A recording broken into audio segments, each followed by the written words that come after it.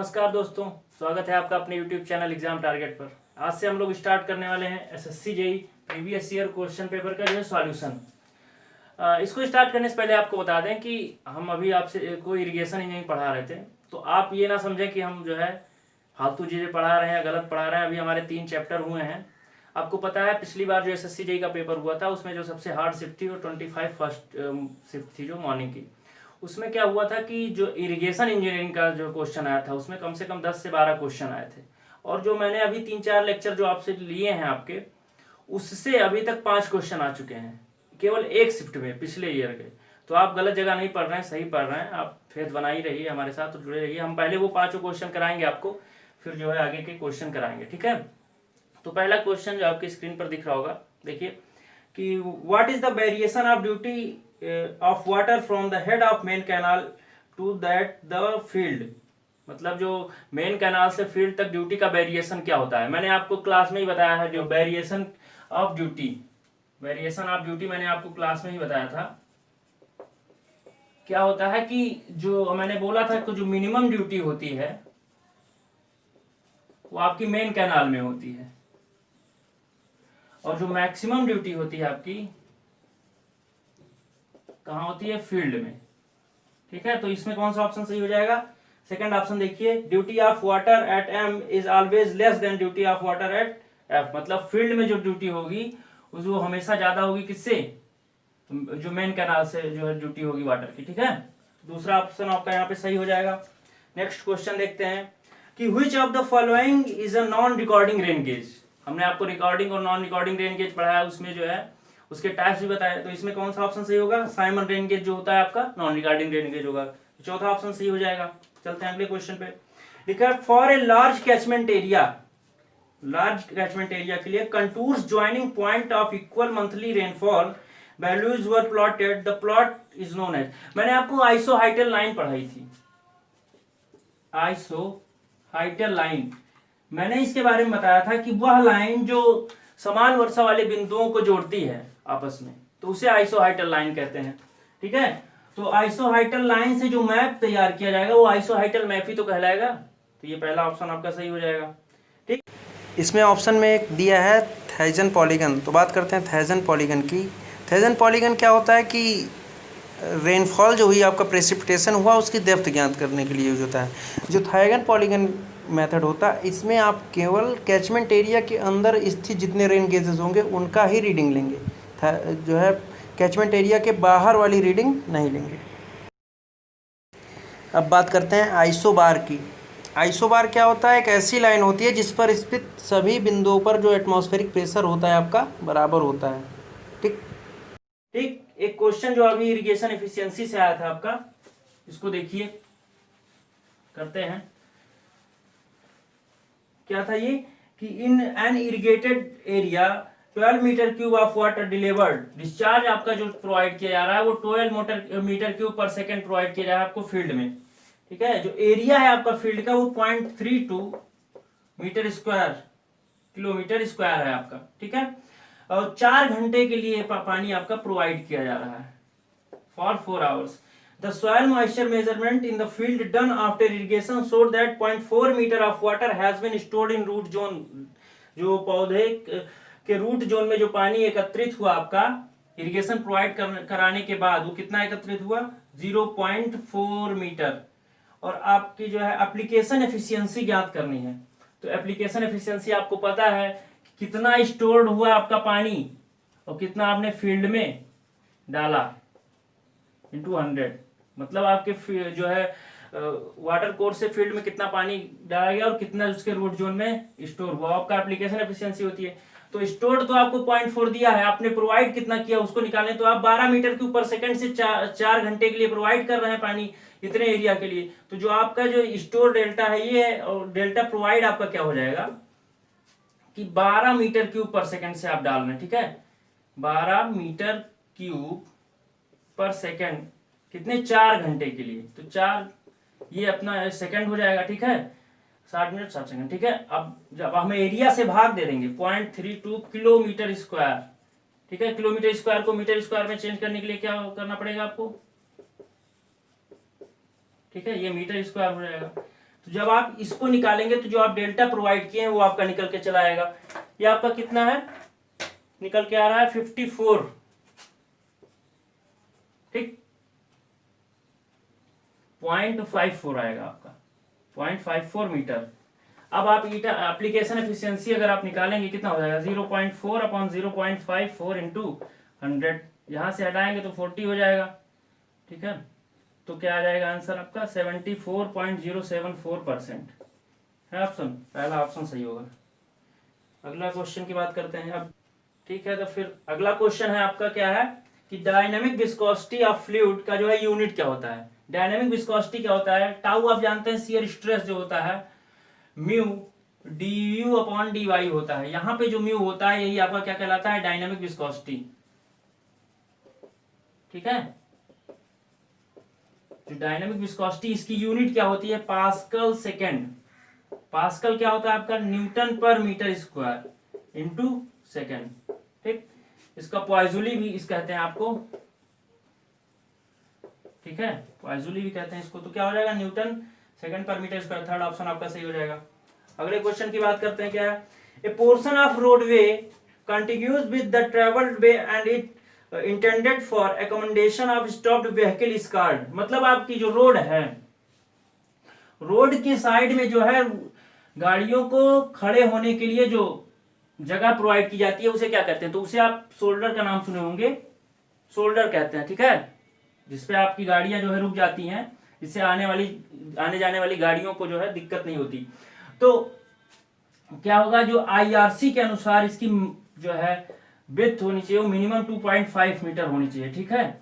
अब आपसे एक क्वेश्चन है, आप कमेंट बॉक्स में इसका आंसर जरूर दीजिएगा कि आईआरसी की स्थापना कब हुई थी, ठीक। इसका आंसर आप कमेंट बॉक्स में जरूर दीजिएगा, आईआरसी की स्थापना कब हुई थी। अब बात करते हैं अगले क्वेश्चन की। अगला क्वेश्चन क्या है कि which of the following is also called inundation irrigation. Inundation का मतलब होता है बाढ़। बाढ़ किस मतलब आपका कह रहा है इनंडेशन इरिगेशन क्या लगता है। तो आप देखिए कुछ क्वेश्चन आप ऑप्शन से भी सॉल्व कर सकते हैं। इसमें देखिए डाइवर्जन इरिगेशन कोई नहीं होता, स्टोर्ड इरिगेशन, स्टोरेज इरिगेशन नहीं है, कंबाइंड स्कीम ये इरिगेशन से संबंधित नहीं, तो क्या फ्लो इरिगेशन ही एक ही आपका जो ऐसा जो सही दिख रहा है, तो आप फ्लो इरिगेशन आप लगा सकते हैं। दूसरा क्या था, फ्लो इरिगेशन मतलब जो है क्या होता है कि आप पानी को जो है फ्रीली ग्राउंड में छोड़ देते हैं, तो एक तरीके से बाढ़ की तरह ही हो गया, तो इसलिए आप इसको जो है लगा सकते हैं आंसर, फ्लो इरिगेशन आपका सही होगा। अगला क्वेश्चन की हम बात करें तो क्या है, what is the expression for crippling load for a column with both and hinged, ठीक है।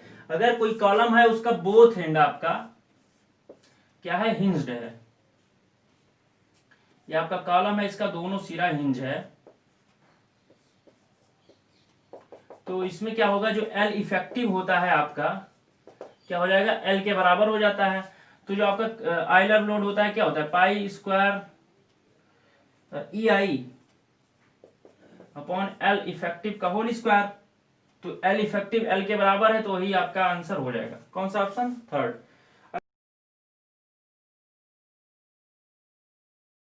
अगला क्वेश्चन है आपका एस्टिमेशन से है, क्या है, what will be the rough cost estimate for a first class building having a plinth area 100 metre square. Plinth area आपका जो दिया है वो 100 मीटर स्क्वायर दिया है, और रेट जो है प्लिंथ एरिया की जो है क्या दिया है, 600 रुपए प्रति मीटर स्क्वायर। रेट आपका क्या दिया है, 600 रुपए प्रति मीटर स्क्वायर। तो क्या, और इसमें एडिशनल जो जोड़ा जा रहा है कितना, 20% जोड़ा जा रहा है। तो आपको क्या करना है कि जो है आपका इसका पूरा कॉस्ट ज्ञात करना है। तो कॉस्ट आपकी क्या हो जाएगी, पहले तो आप ज्ञात कर लीजिए ओरिजिनल में कितना होगा, उसके बाद जो है जो एडिशनल है उसको जोड़ लेंगे। तो ओरिजिनल में क्या हो जाएगा, 100 मीटर स्क्वायर है आपका, 600 रुपए प्रति मीटर स्क्वायर का है, तो इसको गुणा कर दें तो कितना हो जाएगा, इतना रुपए आपका हो जाएगा, ठीक है।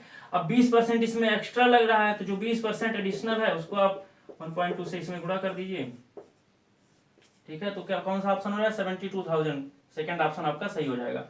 अब अगला बात करते हैं कि सर्वे का क्वेश्चन है, on A rough train what is the achievable accuracy of chain under conductive conditions, ठीक है। तो इसमें क्या होता है, चैन के लिए जो लिया जाता है रफ एरियाज के लिए 1/250 लिया जाता है। आपको दो जो है और स्क्रीन पर दिख रहे होंगे, 1/1000 कब लिया जाता है आपको दिख रहा होगा, ठीक है। अब हम बात करते हैं अगले क्वेश्चन की।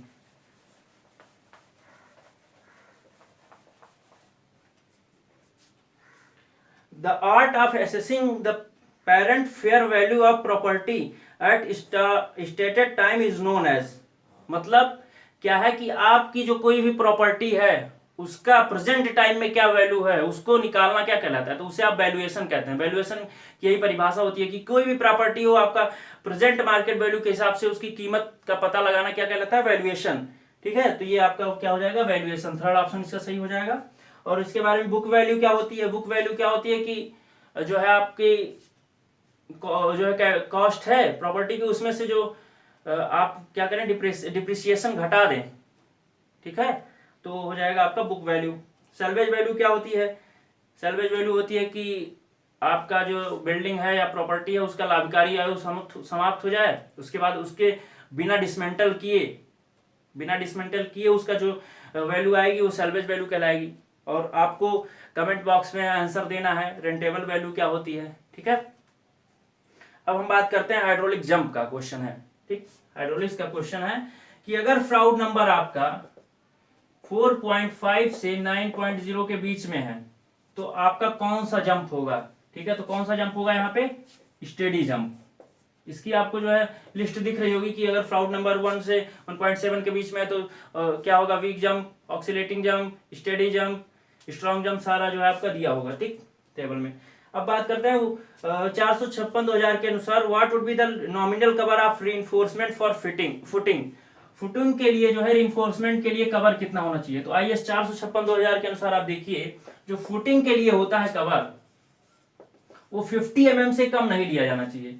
अगर कॉलम की बात करें तो कॉलम के लिए 40 mm से कम नहीं लिया जाना चाहिए, लेकिन अगर कॉलम की साइज 200 mm से कम है और जो बार यूज की गई है वो 12 mm डायमीटर की है तो क्या होगा, 25 mm लिया जाएगा वहां पे, ठीक। ये चीज आप ध्यान रखिएगा। अब आगे बात करते हैं lean concrete based in an example for. देखिए लीन कंक्रीट जो है कंक्रीट का टाइप है जिसमें सीमेंट की मात्रा कम होती है, ठीक है। तो वो क्या होगा, जो आपका पेवमेंट बनता है रिजिड पेवमेंट, कंक्रीट से जो है सीमेंट कंक्रीट से रिजिड पेवमेंट ही बनता है, तो आपका पहला ही ऑप्शन से हो जाएगा रिजिड पेवमेंट, ठीक। अब बात करते हैं अगला क्वेश्चन। IS 456/2000 के अनुसार what is the maximum spacing that is allowed for vertical स्टीरअप्स in simply supported beam.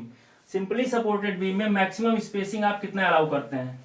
तो 456/2000 के अनुसार जो होता है आपका मैक्सिमम स्पेसिंग जो होती है वर्टिकल स्टीरअप्स की वो 0.75D और 300 mm, ठीक है। तो 0.75D तो यहाँ पे दिया नहीं है, इफेक्टिव डेप्थ होता है ये, और 300 mm यहाँ पे दिया तो वही आपका सही हो जाएगा। नेक्स्ट क्वेश्चन है कि if H is head over the crest of rectangular weir then the discharge weir varies, मतलब एज मतलब क्या होगा कि जो वियर का डिस्चार्ज होगा वो कैसे वेरीज होगा। तो आप जानते हैं जो वियर का डिस्चार्ज, रेक्टेंगुलर वियर का डिस्चार्ज होता है 2/3 CD into L into √2G into क्या होता है H की पावर 3/2। तो 3/2 का मतलब 1.5, यानी Q directly proportional to H की पावर 1/5। तो क्या हो जाएगा, ए ऑप्शन आपका सही हो जाएगा। अब बात करते हैं according to Indian standard classification the soil is classified into, तो IS कोड के अनुसार जो है 18 ग्रुप्स में सॉइल को डिवाइड किया गया है। ये आप सॉइल मैकेनिक्स में पढ़ेंगे, ठीक। What is the following is a fillet belt. इनमें से कौन सा फिलेट बेल्ट का टाइप है। तो आप जब स्टील पढ़ेंगे तो आप सिंगल वेल्ड, स्क्वायर या बट वेल्ड में पढ़ेंगे, ठीक है। तो ये तीनों टाइप जो अदर दिया हुआ है वो आपका कौन सा है, बट वेल्ड का। तो बच्चा आपका कौन सा, माइटर। तो माइटर ये आपका क्या होगा, फिलेट बेल्ट होगा, ठीक। नेक्स्ट क्वेश्चन है कि ये भी एस्टिमेटिंग का है, which of the following is true in case of a free holder.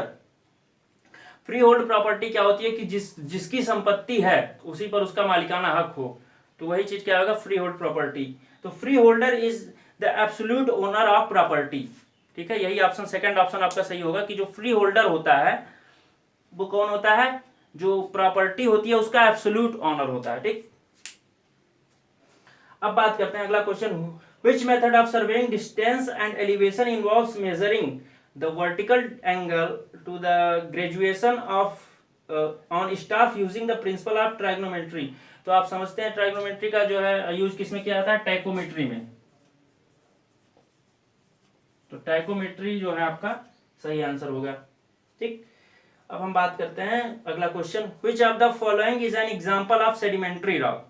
Sedimentary rock का एग्जांपल कौन सा है, तो आपका कौन सा होगा, सैंडस्टोन। जो ग्रेनाइट है आपका जो है इग्नियस रॉक है। मार्बल कौन सा है आपका, मेटामॉर्फिक रॉक है। क्वार्टजाइट कौन सा है आपका, इग्नियस रॉक है।